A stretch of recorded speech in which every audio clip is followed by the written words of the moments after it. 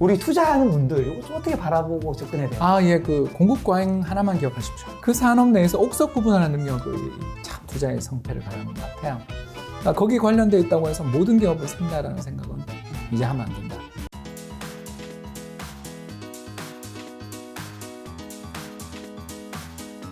오늘 책은 바로 7대 이슈로 보는 돈의 역사 2입니다. 알겠습니다. 자, 이제 세 번째 테마죠. 세 번째. 전염병이 번질 때 경제는 어떤 변화를 겪을까? 첫 번째 질문이 유럽인들이 엘도라도를 찾아간 까닭. 사실 저는 엘도라도가 뭔지도 몰라요. 이게 뭐냐면요. 그 이제 남미의 전설이에요. 네. 남미의 전설인데 어떤 한 부족이 있습니다. 지금은 이제 볼리비아 지역으로 추산되는 지역인데요. 이 지역에 있는 추장님이 황금으로 만든 뗏목을 타고 강에 가서 황금으로 몸을 치장한 다음에 거기 계시는 이제 신에게 자신들이 만든 그릇이라든가 이런 걸 갖다가 봉헌하는 그런 전통을 가진 부족이 있었대요. 물론 이제 우리로 이야기하자면 재물을 바치는 것보다 훨씬 더 금을 바치는 게 나을 수도 있는 거죠. 그런 전략을 가지고 또는 그런 전통을 가지고 있는 부족이 있었는데 그 부족의 이야기들이 스페인 침략자들한테 일러준 거예요. 그래서 어떻게 일러졌냐 하면 황금으로 된 강이 있다. 쉽게 해서 사금이 엄청 많이 나는 강이 있다라고 포장된 거죠.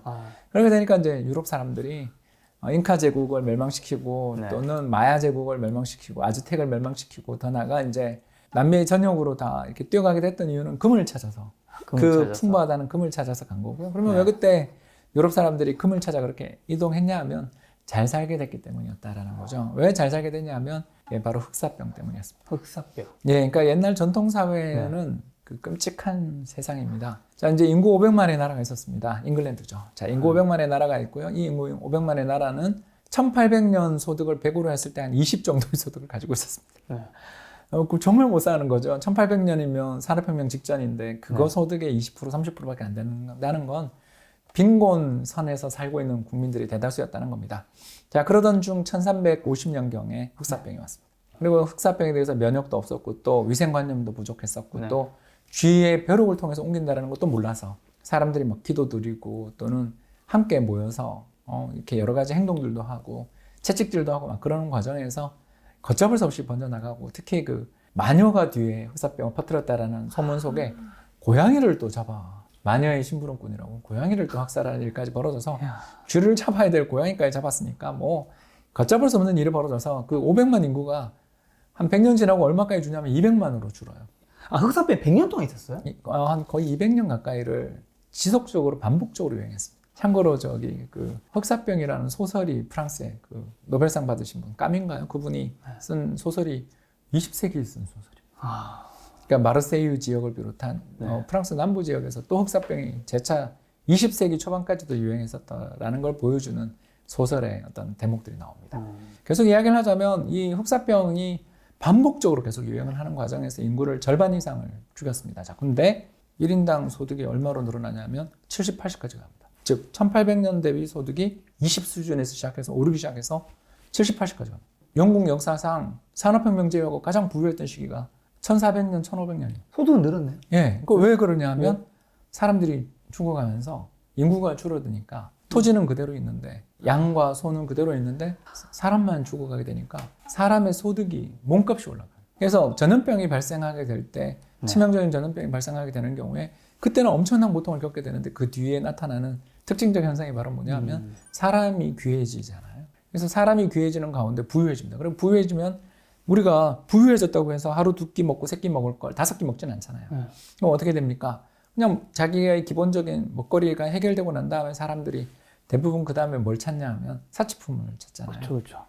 우리 같으면 더 좋은 차, 더 좋은 집이 될 거라면 그때 당시 유럽 사람들은 더 좋은 향신료, 더 좋은 또 동방에서 온 비단 뭐 이런 거에 대한 욕망들이 굉장히 커졌고 그게 이제 향신료를 찾아 나선 그 사람들의 특징입니다. 그런데 이제 아라비아를 통해서 물건들이 들어오는데 문제는 유럽 사람들이 부유해지면 부유해질수록 금의 유출이 빨라지는 거죠. 왜냐하면 아라비아 사람들 또는 인도 상인들은 유럽에서 만들어지는 생산품들 중에서 원하는 건 금은 보석밖에 없으니까. 왜냐하면 유럽에 못 살았거든요. 한마디로 말해서 지금도 그렇지만 이제 부유한 나라에서는 뭐 예를 들어서 반도체 막 이런 것들이 생산돼서 다른 나라로 가고 못 사는 나라에서는 의복, 신발 같이 좀 가격이 상대적으로 좀 떨어지거나 노동집약적인 상품들이 가잖아요. 그런 것처럼 옛날 유럽은 가장 유럽의 최대 수출품이 금이고 그 다음이 뭐였냐면 노예였습니다.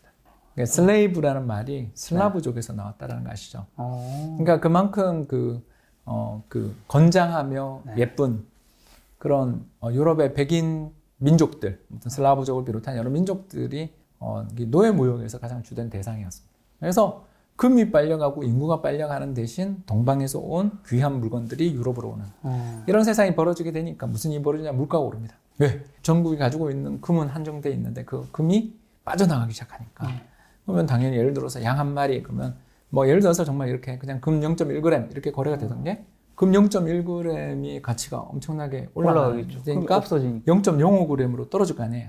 이해되시죠? 그러면서 그 금의 가치는 상승하는 대신에 물건의 값은 떨어지는 디플레이션이 발생합니다. 이렇게 되니까 막 금이 한정없이 구해지게 되니까 유럽 사람들이 선택은 두 가지. 하나는 꺼진 불도 다시 보자. 그러니까 로마 시대 때 채굴됐던 금광을 다시 뒤져서 어떻게든 금을 생산하려고 애를 쓰게 되고요. 또 다른 한편으로 사람들이 이제 움직이게 된 게 해외로 나가서 우리 금을 한번 발견해 보자. 그래서 금을 많이 생산한다라는 전설이 있는 곳이 어디냐면 마르코 폴로의 동방견문록에 나오는 황금의 섬 지팡그 일본 아니겠습니까? 그래서 전부 동방으로 가려고 배를 타고 나갔다가 아메리카 대륙도 발견한 거고 또 향신료를 찾아서 가다가 아프리카 남단도 돌아가게 되는 거죠. 그래서 이 사람들의 마음에 강렬한 금 또는 귀한 향신료에 대한 욕망이 커지는 상황에서 그걸 구하기 위해서 외부로 분출한 게 대항해 시대였다라는 거죠. 이러기 때문에 엘도라도를 비롯한 수많은 황금에 대한 전설이 있는 곳은 유럽 사람들 안 간 데가 없는 거고 그 과정에서 이제 유럽 사람들이 어떻게 보면 세계사의 주역으로 나서게 됐던 계기 중에 하나가 흑사병의 대유행에 따른 1인당 소득의 증가 그리고 그에 따른 또 사치품 소비에 따른 금의 유출 같은 이런 역사적 배경들이 있을 수도 있다는 거죠. 물론 이거 말고 또 다른 요인도 있죠. 뭐 전쟁. 그죠? 근데 그건 다음에 하기로 했으니까. 네. 어떻게 보면 흑사병이라는 정말 처참한 재난이 좀 국가를 좀 발전시키는 영향도 좀 있는. 그게 이제 그 전근대 사회인 거죠. 전근대 사회는 생산성이 굉장히 정체돼 있잖아요. 그렇죠. 그러니까 뭐 작년의 생산량이나 올해 생산량이 거의 비슷한 세상인데 인구가 갑자기 줄면 이 사람은 예전에는 경작했던 땅 중에 비옥하지 않은 땅은 버려두고 그렇죠. 비옥한 땅만 생산성이 좋은 땅만 경작할 거 아니에요. 그렇지 않습니까? 왜냐하면 땅 필지가 예를 들어서 예를 들어 뭐 20마지기가 있는데 20마지기 중에 10마지기는 아주 비옥한 땅이고 10마지기는 굶어 죽기 싫어서 어쩔 수 없이 경작했던 좀 흙이 안 좋고 배수도 잘 안 되는 땅이었다라고 우리가 가정을 해본다면 사람이 갑자기 부양해야 될 사람이 절반으로 줄게 되는 순간 굳이 그 20마지기를 다 경작할 필요가 없잖아요. 10마지기에 집중해가지고 1인당 생산성이 향상되는 일들이 벌어지는 거예요. 그 다음 내용이 보니까 바람과 함께 사라진 것은 무엇일까? 이건 무슨 내용인가요? 이제 제가 어릴 때 바람과 함께 사라지다는 소설을 읽은 적이 있었습니다. 스칼렛 오하라. 예. 봤죠, 이거 저도. 예, 그 소설을 읽는데 이제 그때는 뭐 어릴 때 읽었으니까 그 남북 전쟁 이후에 남부에 살던 백인들이 땅도 뺏기고 흑인들이 이제 우위에 서고 뭐 이런 세상을 묘사하잖아요. 그리고 미국 남부 백인들이 KKK단을 만들어서 복수하고 뭐 이런 내용이 그 책에 나옵니다. 그 스칼렛 오하라의 이제 두 번째 남편이 KKK단이죠. 아무튼 뭐 그런 이야기가 나옵니다. 그래서 그때는 뭘 모르고 그냥 재밌게 봤고 영화도 재밌게 봤습니다. 그런데 이제 역사적인 증거들이 나오기 시작했죠. 그래서 가장 대표적인 역사적인 증거가 뭐냐면 링컨 대통령 암살 이후에 실제로 링컨 대통령은 흑인 그 노예들이 해방된 다음에 그 사람들에게 돈도 주고 땅도 주려고 했었어요. 근데 이제 그게 철폐가 됐어. 약속이 지켜지지 않았죠. 그러니까 이제 노예 생활을 하면서 교육도 못 받았죠. 사회적인 네트워크도 없죠. 그리고 미천도 없어요. 원래는 땅 한 떼기에 노새 한 마리, 그러니까 당나귀와 말 사이에서 나온 그 노새 한 마리 또는 당나귀 한 마리를 주기로 했던 약속들이 다 지켜지지 않은 상태에서 흑인 남부에 살고 그 남부의 흑인들이 무슨 수로 경제적 자립을 이룩할 수 있겠어요. 그러다 보니까 1960년대 흑인 민권 운동이 벌어질 때까지 무려 100년 동안 남부의 흑인들은 투표권도 없고 재산권도 제대로 보호받지 못하며 교육도 제대로 받지 못한 상태에서 엄청난 불평등을 겪었던 거죠. 그러다 보니까 미국 사회에서 흑인들이 보면 상당수 흑인 남자들이 감옥에 가 있고 또 흑인 가정들의 교육 수준이라든가 소득 수준도 백인이나 또는 아시안계에 비해서 월등하게 낮다는 이야기 많이 듣잖아요. 그러니까 이런 빈곤의 악순환 또는 저항력의 어떤 지속 이런 것들이 나타나게 됐던 계기들이 전부 남북전쟁 이후에 제대로 된 어떤 흑인들, 노예 생활을 했던 분들에 대한 보상이 잘 안 이루어졌던 데 있는데 영화는 정작 그런 내용들은 전혀 담겨져 있지 않고 스칼렛 오하라라는 여성의 캐릭터는 정말 매력적이지만 너무 매력적. 예, 저는 비비안 리 사랑했습니다. 네. 그 비비안 리의 아름다운 연기는 존경받을 만하지만 네. 영화에 담겨있는 내용 자체는 사실상 역사적인 내용과 굉장히 거리가 먼 그런 내용을 담고 있었던 거죠. 그러니 특히 그 미국의 흑인 노예들이 왜 남부에 그렇게 집중적으로 또 노예 생활을 했냐 하면 말라리아 때문이었어요. 왜냐하면 말라리아가 버지니아 남부 쪽부터는 겨울이 따뜻하기 때문에 말라리아 모기들이 번창하게 되는데 그전에는 아메리카 대륙에 말라리아가 없었다고 합니다. 근데 이제 백인들 따라서 배를 따라 말라리아 모기가 넘어온 다음부터 그 미국의 버지니아주를 경계로 한 남부 지역들은 말라리아가 너무 번창해가지고 백인들이 속속 그 병에 걸려서 죽어나가는 거죠.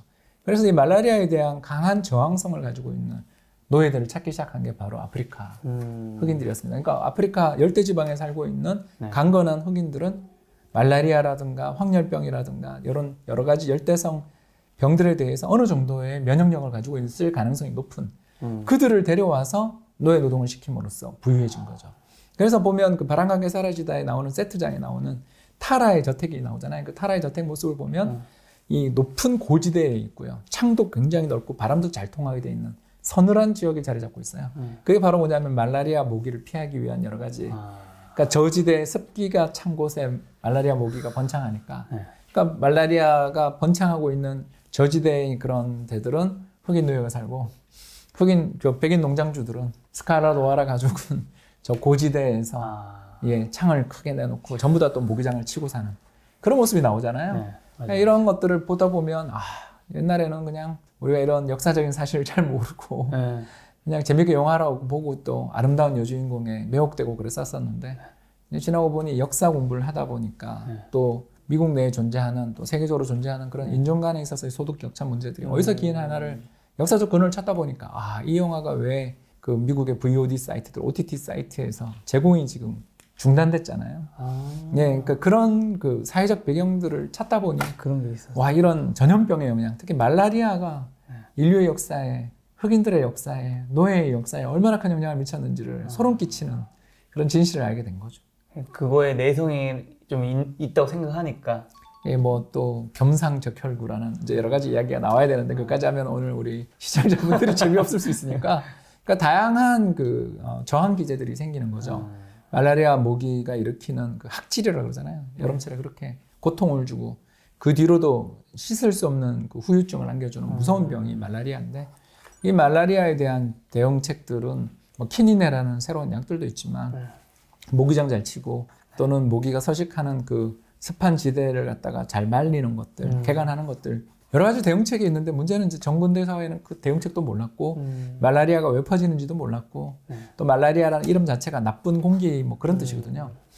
그러니까 공기가 나빠서 생기는 문제라고 생각을 했던. 그러니까 그 역사적으로 그런 대응책들을 알고 있었다면 꼭 흑인 노예를 그렇게 데려오는 그런 잔혹한 행위들을 저지를 필요도 없었을 텐데 그땐 몰랐으니까. 지금으로부터 300~400년 전에 그런 지식이 없었을 때는 결국 상대적으로 여러 사람들을 인디오들도 데리고 와서 일을 시켜보고 백인 계약 하인 그 이제 지중해를 통해서 대서양까지 거쳐서 오는 뱃삭이 굉장히 비싸니까 그 뱃삭을 대신 갚기 위해서 10년 동안 5년 동안 농장에서 하인으로 일하는 사람들도 되게 많았거든요.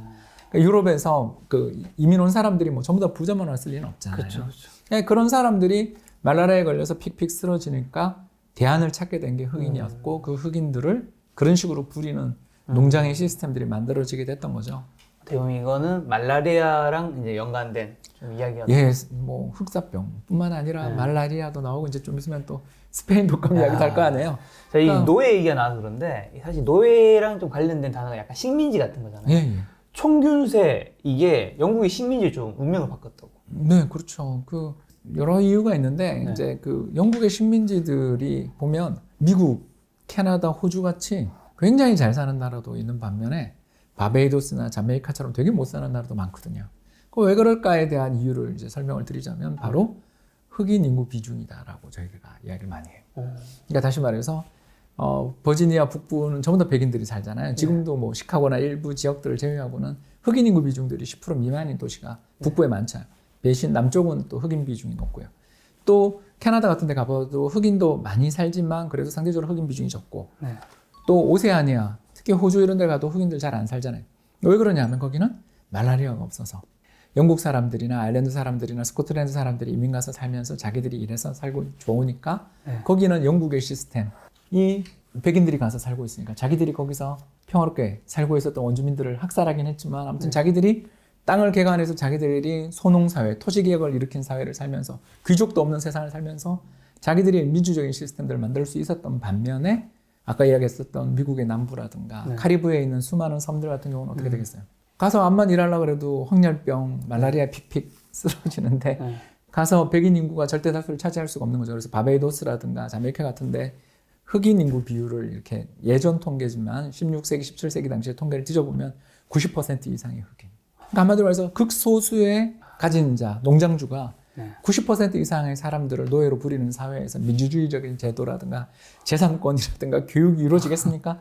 노예를 무식한 상태로 아무것도 가지지 못한 상태로 그리고 빨리빨리 몇 년 가혹한 노동을 시켜서 쇠약하게 만들어서 죽인 다음 새로운 노예를 사오는 게 더.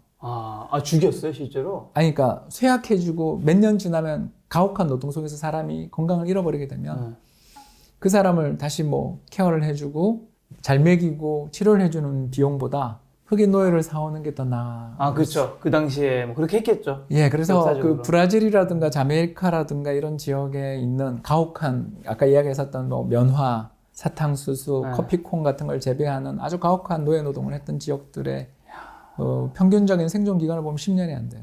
그러니까 이 역사를 공부하다 보면요, 특히 돈의 역사 있잖아요. 이 경제사라고 저희가 부르는데 경제사를 공부하다 보면 예전에 비해 우리가 굉장히 인도주의적인 사회가 되고 있다는 말에 동의를 많이 하게 됩니다. 그쵸.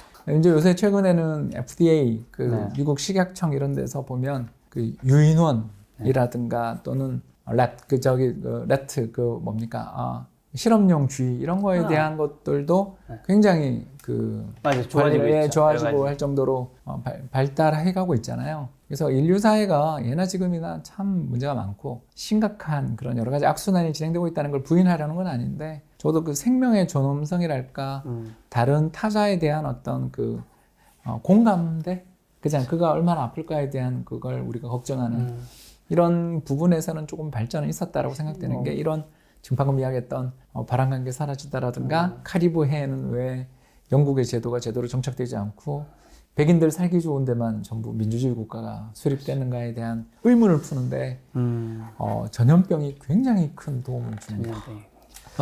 뭐 인류 역사 사실 뭐 굉장히 많은 사건과 문제가 있었지만 확실히 인류는 계속 진보하고 있는 건 사실이잖아요. 트럼프 대통령 때는 한때 아닌 것 같기도 했어요. 자, 다음 질문 드릴게요. 자, 아일랜드 사람들이 뭐 케네디 대통령을 그렇게 좋아했다면서요? 뭐 정말 그 가문 자체가 완전히 그냥 인기 가문이잖아요. 그죠. 예, 케네디 정치 가문. 지금 에드워드 케네디 상원 의원도 있고 네. 그렇죠. 왜 그러냐면 이 아일랜드 개들이 너무나 힘들게 살아서 그렇습니다. 그러니까 너무너무 힘들게 살면 오히려 뭉치잖아요. 그렇죠. 예, 그래서 이제 이 1500년, 1600년대를 지나면서부터 영국의 식민지, 잉글랜드의 식민지가 됐었던 게 아일랜드 사람들이었어요. 근데 이제 아일랜드 사람들이 제비하는 수많은 작물들은 다 비싼 값에 팔리니까 전부 영국 지주들이 가져가 버렸어요, 영국으로. 그래서 이 아일랜드 사람들은 도저히 먹고 살 길이 없었는데 그때 신대륙에서 들어온 아주 생산성 높은 식물, 감자를 재배함으로써. 감자. 예, 그리고 특히 잉카를 비롯한 남아메리카 사람들은 감자를 단일 품종만 재배하는 게 아니라 다양한 감자를 재배함으로써 이 병이 돌더라도 다른 감자를 통해 생산을 할 수 있는 즉 일종의 위험을 해치했던 거죠. 그러니까 다변화를 통한. 그래서 지금도 그 안데스 산맥에 있는 감자 연구소들 이런 것들 방문을 하거나 물론 랜선으로 방문했습니다. 방문해 보면 이게 감자인가 싶을 정도로 다양한 감자 품종이 있어서 수천 개가 있어요. 그런데 이제 아일랜드 사람들이나 영국 사람들은 가장 생산성이 높은 품종 한두 개만을 수입해서 재배를 했는데 그게 또 생산성이 그 전에 재배하던 밀의 10배 이상이 되니까 이 아일랜드 사람들이 인구 200만 정도가 살고 있던 작은 섬에 있던 사람들이 19세기가 되면 인구 800만이에요. 네, 그렇게 된 상황에서 안타깝게도 남아메리카에 있던 토착 질병, 감자 입마름병이라는 어. 곰팡이가 이것도 병이죠. 전염병이 아일랜드로 수입됩니다. 그렇게 되면서 이제 그 전체 아일랜드 사람들 800만 명 중에 약 200만 명이 굶어 죽고요. 이것 때문에? 예, 그 영국의 지주들은 밀이나 뭐 다른 뭐 보리 이런 것들은 영국 본토에서 비싸게 팔리잖아요. 그러니까 지금 옆에서 감자 입마름병으로 감자 생산량이 급격히 감소하는 가운데 아일랜드의 소작농들이 다 굶어 죽고 있는 상황인데도 불구하고 밀과 보리를 다 공출해서 영국으로 실어 보냈던 끔찍한 이야기가 지금 나오고 있습니다. 200만 명이 죽었는 이 원인이 감자 마름병이란 거죠. 예, 그럴 때 근데 왜 저는 왜 처음 들어봐요? 뭐 예. 흑사병은 들어보고 예, 들어보는데. 흑역사니까. 우리나라 사람들은 그 고등학교 세계사 시간 정도밖에 잘 안 배우는데 그것도 배울 때 정치사 위주로 좀 배우잖아요. 뭐 패권 국가의 이야기들. 그렇게 배우게 되는데 사실 이제 저는 경제를 공부하고 돈을 좋아하는 사람으로서 왜 그런 일이 벌어졌나에 대한 되게 궁금증들을 풀다 보니까 이렇게 그 케네디 가문이 왜 그렇게 인기를 끌고 뭐 그랬나에 대해서 찾다 보니까 아일랜드 사람들이 겪었던 그 끔찍한 고통 속에서 그 800만 명 중에 200만 명은 굶어 죽었고요. 나머지 한 400만 명은 전 세계 곳곳으로 다 이제 이주를. 근데 그 이주를 하게 될 때 그때 산업혁명이 벌어진 거예요. 그래서 무슨 일이 벌어졌냐면 이제 톤당 운송비가 16실링 정도 했었던 게 1800년이었는데 1850년, 60년 지나게 되면 2실링으로 떨어져요. 그러니까 8분의 1 토막?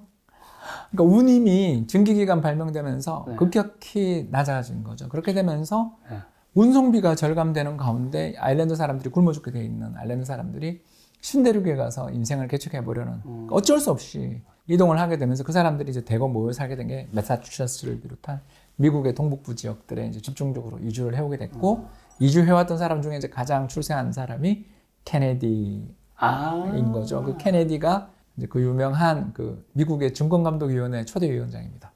이 사람이 주식 작전권으로 엄청나게 유명했는데 루즈벨트 대통령이 케네디 아버지 케네디를 임명하면서 뭐라 그랬냐면 도둑을 가장 잘 잡는 것은 전직 도둑이다.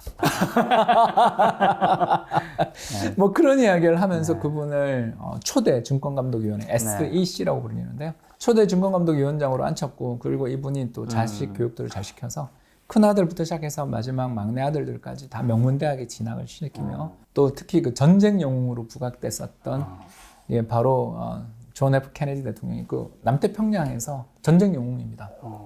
전부 전쟁에 또 참전했죠. 그래서 큰아들은 또 전쟁에서 죽고 그런 집안입니다. 그래서 이 집안 사람들이 일종의 아일랜드 사람들 입장에서는 하나의 그 프라이드 그리고 특히 영국의 식민지인 미국에 와서 또 얼마나 천대를 받았겠어요. 돈도 한 푼 없이 다 굶어 죽을 지경이 와서 더군다나 잉글랜드 식민지 출신인 아일랜드 사람들이니까 잉글랜드 사람들이 세력을 잡고 있던 북미 예전 미국에 와서 아일랜드 사람들이 그렇게 천대받았는데 거기서 대통령 나왔으니 이건 뭐 아무튼 좋아할 수밖에 없겠네요. 사실 전 세계를 휩쓴 첫 번째 전염병은 흑사병이라고 볼 수 있는 거죠. 그렇죠. 두 번째가 사실 스페인 독감인 거죠. 예, 스페인 독감이 뭐 1918년 현재 시카고 미국의 시카고 지역에서 시작됐다고 지금 그래요? 예, 그러니까 이름이 스페인 시작된 게 아니에요? 예, 그래 이름이 스페인 독감인 거고요. 사실은 미국의 시카고 지역이 아니냐라는 연구 결과들이 나오고 있습니다. 이것도 저도 공부하다 알게 됐습니다. 그럼 이름은 왜 스페인이에요? 그러니까 스페인이 그때 당시 세계 1차 대전이었잖아요. 전쟁 중에 수많은 젊은이들이 독감으로 쓰러지고 있다는 건 다 알고 있었는데 전쟁 중이니까 전쟁 중에 그런 일이 있다라는 게 감춰졌거나 또 뉴스 보도가 제대로 안 이루어진 반면 중립국이었던 스페인만 여러 사람들 특히 참전한 미국 군인들을 통해서 뭐 또 다른 경로를 통해서 유입된 이 인플루엔자 스페인 인플루엔자에 감염된 사람들에 대한 보도들이 스페인 지역에서 집중적으로 보도가 된 거죠. 그래서 사람들이 인식을 하게 된 게 스페인에 어마어마하게 심각한 질병이 돌고 있어. 거의 수백만 명이 죽었대. 이렇게 밝혀지면서 스페인 인플루엔자라고. 그래서 전 세계적으로 약 4천만에서 5천만 명이 돌아가신 것으로 추계되고요. 식민지 조선에서도 수십만 명이 돌아가셨습니다. 그러니까 이 스페인 독감이 세계사를 바꾼 여러 가지 일들이 이제 두 가지 일을 벌이게 되는데 이제 첫 번째가 누구나 이제 딴 데서 전염병이 우리가 이제 지금 역학조사와 다양한 여러 역사 연구를 통해서 미국에서 시작된 질병이라는 걸 뒤늦게 밝혀냈지만 그때는 미국 사람들은 유럽의 전쟁에 참전했다 돌아온 사람들 때문에 우리가 이렇게 어마어마한 피해를 봤다는 생각을 하게 되는 거고 또 유럽 사람들 입장에서는 이게 전쟁 중에 이렇게 많은 사람이 죽게 되고 수천만 명이 죽게 되니까 자연스럽게 어떤 생각들이 가져오게 되냐면 다른 사람들과의 왕래를 단절시키려는 생각들을 자기들끼리 잘 살자 생각들을 그래서 미국이 한 해에 100만 명 이상의 이주자가 들어오는 이민의 나라 아까 이야기했던 것처럼 막 아일랜드 한 나라만 400만 명씩 왔다 그랬잖아요. 그러니까요. 그리고 전 세계 그 18세기 중반부터 20세기 초반까지 한 100년 동안 유럽에서 미국으로 이주한 사람만 3천만 명 이상이라고 알려질 정도로 어마어마한 이민을 통해 만들어진 나라 주제에 인플루엔자 이후에 무슨 일을 하냐 하면 이민법 개정합니다. 자기 미국 내에 살고 있는 사람들의 민족 분포에 따라서 쿼터를 줘요. 그래서 독일계, 잉글랜드계, 스코틀랜드계, 이탈리아계 그리고 아일랜드계 이 5개 인구 집단들에 대해서 2%, 3%의 쿼터를 주는 식으로 사람들을 인종별로 통제하는 그런 법을 만들어서 실제로 그 법 통과가 21년에 이루어지는데 딱 10년 지난 30년대 초반이 되면 이민자 수가 3만 명 이하로 떨어집니다. 100만 명이 매년 들어오던 나라가 인구 3만 명까지 이민이 줄어요. 그러니까 이런 세상이 펼쳐지게 된 거죠. 여기다 두 번째는 이민이 안 들어오고 해외에서 사람이 들어오지 않는 상태에서 세계 1차 대전 3전에서 100만 명 가까운 사람이 죽거나 다쳤죠. 여기다가 또 100만 명 가까운 사람들이 이제 이건 추산에 불과합니다. 100만 명 가까운 사람들이 또 스페인 독감으로 죽었잖아요. 이렇게 되니까 경제가 어떻게 되겠어요? 사람이 또 부족해지는 우리 흑사병 때 비슷한 일이 벌어지지 않았겠습니까? 그래서 풍부한 노동력의 국가였던 미국이 반대로 노동력이 부족한 나라가 되니까 무슨 일이 벌어졌겠어요? 임금이 오르죠.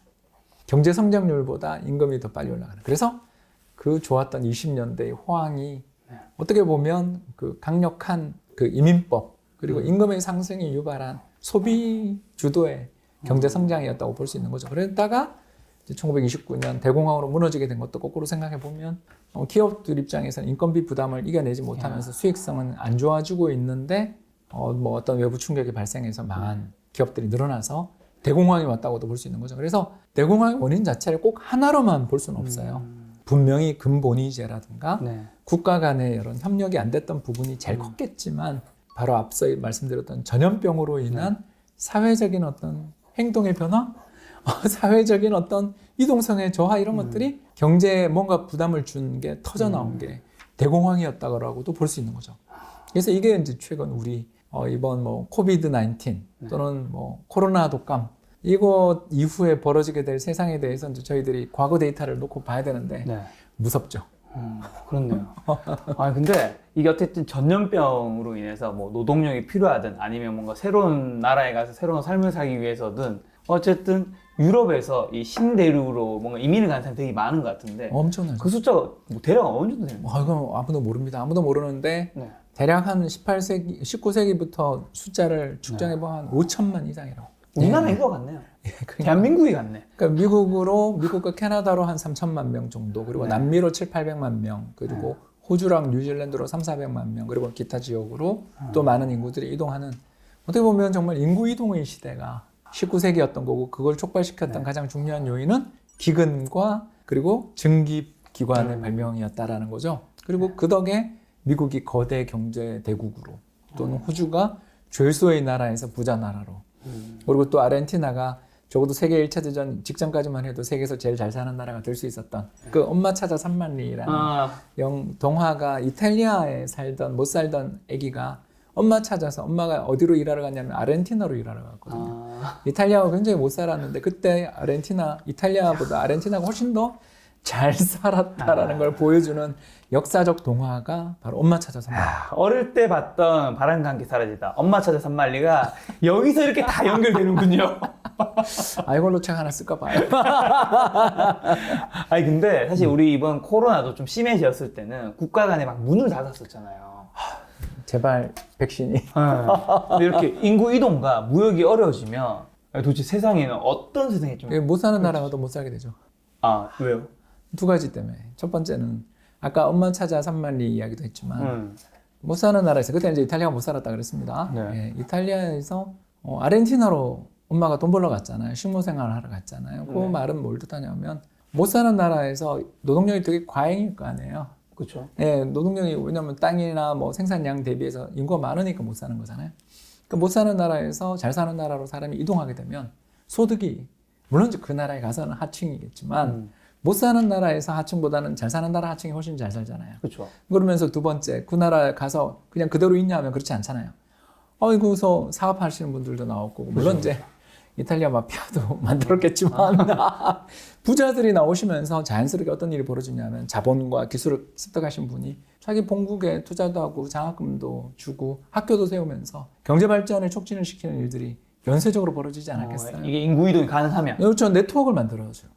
우리가 한국도 그 박정희 대통령 시절 또는 이승만 대통령 시절에 수출 입국 시작해서 면방직 공업부터 시작해서 가발 또는 신발 더 나아가서 중화학 공업으로 쫙 발전해 가는 과정에서 가장 도움이 됐던 게 뭐냐 하면 재미교포, 제일교포들이었잖아요. 그분들이 우리 한국 사람들한테 어학도 어학이지만 각종 경제 네트워크들을 가지고서 5%상 이야기하시면서 계속 수입도 해주시고 해서 어떻게 보면 우리가 한인, 한상 네트워크를 만들어서 먹고 살았던 거잖아요. 그런 것처럼 이민이라는 게 못 사는 나라 입장에서 본다면 어떻게 보면 가장 잘 살게 될 수 있는 첫 번째 출발점이 일단 잘 사는 나라 가서 네트워크를 형성하고 거기서 부를 축적하고 본국에 회귀하거나 또는 좀 잘난 척하러 가서 돈도 좀 뿌리시고 사업도 하게 되고 하면서 또는 그 못 사는 나라가 경제 발전하게 되는 여러 기술이라든가 학력이라든가 지식을 또 그런 유학생들 또는 이민 가신 분들의 자제분들을 통해 얻는 거 아니겠어요. 그렇기 때문에 이민의 활성화되는 시기는 아무래도 경제가 좀 성장이 촉진되고 경제 발전이 좀 활발하게 이루어지는 경향이 그러니까 사회의 갈등은 있겠지만 촉진되는 경향이 있는 반면 이민의 문을 딱 닫아거는 순간 잘 사는 나라는 자기 내수 시장이 크니까 자기들끼리 그래도 좀 어떻게든 해볼 수가 있지만 못 사는 나라는 출구가 막혀버리는 사다리가 완전 걷어차는 거죠. 위 계층 이동이라든가 소득 상승의 사다리가 없어지는 결과가 어떻게 보면 이런 이민의 세상이 문이 닫히는 거일 수도 있는 거죠. 그런 부분에서 되게 좀 위험할 수 있는 재개되기를 바라는 마음이 크고요. 특히 트럼프 대통령이 또 그 뭐 기술 이민이나 이런 것들 문을 다 닫아걷었던 거 기억나시죠? 그러니까 그런 경향이 연임됐으면 전염병 문제로 인해서 더 이게 심해졌었을 수도 있는데 그래도 좀 뭐 바이든 대통령이 어떤 행동을 할지는 우리는 모르지만 그래도 이런 부분을 좀 브레이크를 걸 수 있는 역할을 해주기를 그런 좀 바라는 마음도 섞여 있습니다. 세계적으로 어쨌든 전염병이 첫 번째가 뭐 흑사병, 두 번째가 스페인 독감, 이제 세 번째가 코로나가 되는 거겠죠. 네, 코로나죠. 포스트 코로나 시대 우리가 굉장히 많은 변화가 일어나고 있고 맞습니다. 제 주변에만 봐도 굉장히 이제 예를 들면 뭐 직업이라든가 소득이 굉장히 많이 체인지가 되고 있더라고요. 지금 누군가는 갑자기 돈을 좀 많이 벌게 되고 누군가는 자기 업이 무너지고 이걸 보면서 좀 약간 좀 배를 탄 것 같다, 뭐 어지럽다는 생각을 할 때가 있어요. 솔직히 예전에도 그랬고 지금도 그런 거죠. 그 역사적으로 봐도 아까 이야기했던 것처럼 과거에는 중냐 사냐를 갖고 부의 재분배가 이루어졌잖아요. 죽은 사람의 땅을 자기가 경작하게 되니까 그런 것이 이루어졌다라면 지금은 이제 그렇게까지 사람들이 많이 돌아가시진 않았지만 대신 경제에 미치는 충격들, 아까 이야기했잖아요. 네트워크로 전부 다 연결돼 있다 보니까 그 네트워크들을 잘 올라타신 분과 그렇지 못한 분들 사이에 어마어마한 격차가 발생하는 거죠. 그래서 부자들은 변동성을 싫어한다고 그렇게 얘기 많이 해요. 그러니까 격변이 벌어지는 순간 부의 역전이 벌어지거든요. 그로 생각하면 우리 통합개미 운동에 참여했던 우리 2030 젊은 세대 투자자들은 이런 이 현기증 나는 이 시대를 어떻게 보면 잘 대응하셨다라고도 볼 수 있는 거고요. 그런 면에서 뭐 저는 돈의 역사를 꼭 읽었다고 해서 주식 투자를 잘하고 부동산 투자를 잘할 거라는 생각은 저도 잘 안 듭니다만 저도 이 지식 자체를 가지고 역사적인 경험을 갖고 계신 분들이라면 뭔가 이렇게 여기서 교훈을 얻어서 투자를 하거나 또는 바뀐 세상에 대한 적응력들을 높이는데 아주 요만큼이라도 도움은 되지 않을까 생각하면서 썼습니다. 사실 예전에는 그게 생명이 문제였다면 지금은 사실 우리가 워낙 기술이라든가 의학이 발달하다 보니까 생명의 문제보다는 약간 경제의 문제거든요. 근데 문제는 이제 경제가 우리 생명과도 같은 좀 존재가 된 것 같아요. 이게 그 소득 수준이 우리가 이제 1인당 한 3만 불 올라왔잖아요. 그래서 이제 중소득 국가도 아닌 이제 고소득 국가의 하위 정도 되는 나라가 됐으니까 가진 게 많잖아요. 잃어버릴 때 고통이 굉장히 커요. 그렇기 때문에 이런 경제 지식들, 뭐 꼭 제가 경제사를 공부하라는 뿐만 아니라 우리 김 박사 TV나 또 제 채널을 통해서 저 김 작가인데요. 김 작가 TV라고 그러지 않아요. 김 박사. 박사랑 이야기하는 줄 알았어요. 난 너무 잘했죠. 우리 김 작가 TV, 김 박사 TV 다 좋습니다. 아무튼 홍 박사 TV도 좀 봐주시고요 해서 경제 지식에 대한 관심들을 계속 가지시고 특히 맥락적 사고, 그러니까 어떤 것만 보면 돼 이거는 저는 좀 중요하지 않은 것 같고 왜 그런가에 대한 이해를 하시면 이렇게 원리를 이해하면 공식도 오래 기억하듯이 투자를 함에 있어서 어떤 사건들에 대해서 봉착했을 때 과거에는 어떤 일들이 있었고 어떤 대응들이 있었고 어떤 맥락 속에서 예를 들어서 어떤 자산이 좋아졌다라는 것을 좀 공부해 보시는 것도 굉장히 재밌는 투자의 방법이 아닐까 생각됩니다. 아, 그렇죠. 저 사실 이제 박사님 이번에 신간 내신 거 이거 돈의 역사 2 이 책을 이제 박사님과 영상을 찍겨 생각했던 이유 중에 하나가 사실은 제 채널 원래 기존의 영상들은 굉장히 주식 투자에 좀 직접적인 영상들이 많잖아요. 네, 저도 와서 많이 기여했습니다. 그렇죠. 그에 이제 당연한 보답 해야 되는 의리 뭐 이런 거 있는 거고. 의리. 두 번째는 이게 사실 직접적인 것들만 저는 도움이 된다 생각하진 않거든요. 우리가 맞아. 돈에 대한 여러 가지 세계사라든가 인문학적인 그런 것도 공부해 두면 그럼요. 꼭 우리가 돈을 벌어야지만 이게 우리에게 있어서 되는 건 아니잖아. 맞습니다. 이 재미도 있고 또 돈 버는 데도 좀 도움 되면 겸사겸사 좋은 거 그렇죠. 아닙니까? 그래서 저는 병행 전략 아까 이야기한 것처럼 제조업만 하면 안 되고 서비스업도 해야 되는 것처럼 돈에 대한 공부 또는 돈을 잘 벌기 위한 공부를 하기 위해서는 인간이 어떤 존재인가에 대한 이해도 좀 많이 필요하지 않나 싶어서 이런 쪽에 자꾸 관심을 가게 되는 것 같아요. 그래서 이제 오늘 이제 박사님과 돈의 역사 2 박사님 책으로 이렇게 이제 이야기를 했는데 앞으로도 이 영상 조회수 괜찮으면 제가 돈에 관한 이제 좀 더 인문학적, 세계사적인 이야기들을 박사님과 좀 더 이야기할 수 있는 시간을 좀 가져볼까 하고요. 그래도 출연하셨는데 좀 직접적인 뭔가 팁을 주고 가시면 좋으니까 요즘 그린뉴들이 굉장히 트렌드잖아요. 저도 그거는 트렌드라고 봐요. 네, 트렌드인데 우리 투자하는 분들 이거 좀 어떻게 바라보고 접근해야 돼요? 예, 그 공급 과잉 하나만 기억하십시오. 미래의 성장 산업은 정해져 가는 것 같아요. 그죠? 우리 컨텐츠, 우리가 중요하게 우리 한국 경제 컨텐츠, K-뷰티, 뭐 K-팝 이런 것들 굉장히 미래 중요한 산업들이고 더 나아가서 신재생 에너지 관련돼 있는 다양한 산업들이 굉장히 중요하다는 건 아는데 문제가 뭐냐면 그 산업 내에서 옥석 구분하는 능력이 참 투자의 성패를 가르는 것 같아요. 그러니까 거기 관련돼 있다고 해서 모든 기업을 산다라는 생각은 이제 하면 안 된다. 그러니까 시장이 반등하고 추세 막 상승할 때는 괜찮은데 이제 시장이 일단 거의 레벨이 역사적인 고점 근처까지 올 정도로 좋잖아요. 그렇죠. 그럴 때는 이제 옥석 구분이 필요합니다. 왜 그러냐 하면 제가 그냥 하나 편하게 이야기할게요. 2010년 당시 제가 이제 모 은행 다니고 있었을 때 풍력 발전 테마가 어마어마했어요.